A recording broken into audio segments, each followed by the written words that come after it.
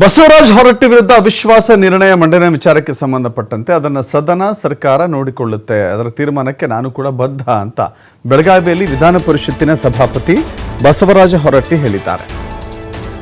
ನಿಯಮದ ಪ್ರಕಾರ ನಾನು ಕೆಲಸ ಮಾಡ್ತಾ ಇದ್ದೇನೆ. ವಿಧಾನ ಪರಿಷತ್ ಹುಟ್ಟಿದಾಗಿನಿಂದ ಈವರೆಗೆ ಅವಿಶ್ವಾಸ ಮಂಡನೆ ಆಗಿಲ್ಲ. ಈಗ ಅವಿಶ್ವಾಸ ಮಂಡನೆ ಬಂದರೆ ಅದನ್ನು ನಾನು ಪರಿಶೀಲಿಸಿ ಮುಂದುವರಿತೇನೆ ಅಂತ ಹೇಳಿದ್ದಾರೆ. ಸಿಬ್ಬಂದಿ ನೇಮಕಾತಿಯಲ್ಲಿ ಅಕ್ರಮ ಆರೋಪಕ್ಕೆ ಸಂಬಂಧಪಟ್ಟಂತೆ ಕೆಇಎ ನೀಡಿದ ಪಟ್ಟಿ ಆಧಾರದ ಮೇಲೆ ಕೆಲಸ ಕೊಟ್ಟಿದ್ದೇವೆ. ಅದನ್ನು ಮೀರಿ ಲೋಪವಾಗಿದ್ದರೆ ಕಾನೂನಾತ್ಮಕ ಕ್ರಮವನ್ನು ತೆಗೆದುಕೊಳ್ಳಿ. ಭ್ರಷ್ಟಾಚಾರ ಪ್ರೂವ್ ಆದರೆ ಒಂದು ಕ್ಷಣ ಕೂಡ ನಾನು ಆ ಸ್ಥಾನದಲ್ಲಿ ಇರೋದಿಲ್ಲ.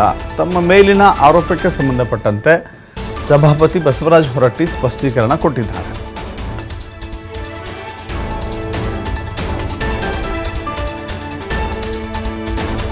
ಬಹುಮತ ಐತಿ ಇಲ್ಲೋ ಅದು ಸರ್ಕಾರಕ್ಕೆ ಸದನಕ್ಕೆ ಬಿಟ್ಟ ವಿಷಯ, ನನ್ನ ಸಂಬಂಧ ಇಲ್ಲ. ಸದನದಲ್ಲಿ ಏನು ತೀರ್ಮಾನ ಆಗ್ತದೆ ದಟ್ ಇಸ್ ದ ಫೈನಲ್.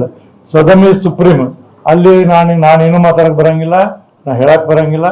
ಸದನ ಏನು ತೀರ್ಮಾನ ಮಾಡುತ್ತೆ ಆ ತೀರ್ಮಾನದ ಸದನಕ್ಕೆ ನಾನು ಅದು ತಲೆಬಾಗಲೇಬೇಕು, ಬಾಗಬೇಕಾಗುತ್ತದೆ. ಅದು ಕಡ್ಡಾಯ ಅನ್ನೋದನ್ನು ಹೇಳಲಿಕ್ಕೆ ಇಷ್ಟಪಡ್ತೀನಿ. ಚರ್ಚೆಗೆ ಬಂದರೆ ಅದನ್ನ ಚರ್ಚೆ ಮಾಡಬೇಕು ಮಾಡಬಾರ್ದು ಅನ್ನೋದು ನಮ್ಮಲ್ಲಿ ನೇಮ ಇದೆ.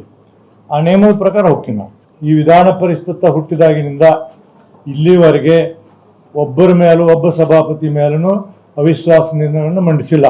ಒಂದ್ಸರಿ ಶಂಕರಮೂರ್ತಿ ಅವರ ಬಗ್ಗೆ ಅವಿಶ್ವಾಸ ನಿರ್ಣಯ ಮಂಡಿಸಿದ್ರು, ಬೇರೆ ಕಾರಣಗಳಿಂದ ಅವ್ರು ಮತ್ತೆ ಅದರಲ್ಲಿ ಗೆದ್ದರು ಮತ್ತು ಮುಂದುವರೆದ್ರು. ಇದನ್ನ ಸದನ ತೀರ್ಮಾನ ಮಾಡಬೇಕು. ನಾನೇನು ಹೇಳಲಿಕ್ಕೆ ಬರೋದಿಲ್ಲ.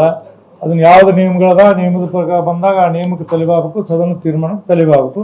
ನಾನು ಅದನ್ನು ಮಾಡ್ತೀನಿ. ಬಹುಮತ ಐತಿ ಇಲ್ಲೋ ಅದು ಸರ್ಕಾರಕ್ಕೆ ಸದನಕ್ಕೆ ಬಿಟ್ಟ ವಿಷಯ.